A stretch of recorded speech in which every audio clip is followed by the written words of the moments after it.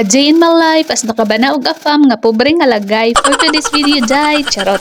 So mga Jai, nagbuhat ko og retinol salad. Dahil nasa age 30s na tayo, we need retinol for our body and most especially for our skin. So our main ingredients is carrots. Kaya ang carrots is rich in beta-carotene or vitamin A. Vitamin A is known as retinol. So maong nagraspa ko og carrots mga Jai. So pag humana ko og raspa mga Day, ako na siyang gitimplahan og 2 ka kutsarita nga soy sauce or toyo, and then gibutangan pud na ko siya og sesame oil. So I add minced garlic, and then I add sesame seed, and then I add again sesame oil kasi parang nakulang yung sesame oil na nilagay ko kanina. And then, i-mix lang natin mga inday. So, imikos-mikos mo yan, ti. Charot. So, may nakalimtan day ko og butang mga day. So, magbutang ko og lemon instead of white vinegar. Kaya wala ko yung white vinegar. So, lemon na lang. Mas lami man pud ang lasa sa lemon. So, nagsagol-sagol na niya ako ang pag-voice over mga day no. Na ay English, na ay Tagalog, and then na ay Bisaya. So, kamo na bahalag sabot ana.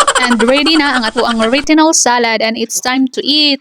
Sibong French na po ito mga Jai. So that's all, and thank you for watching. Bye!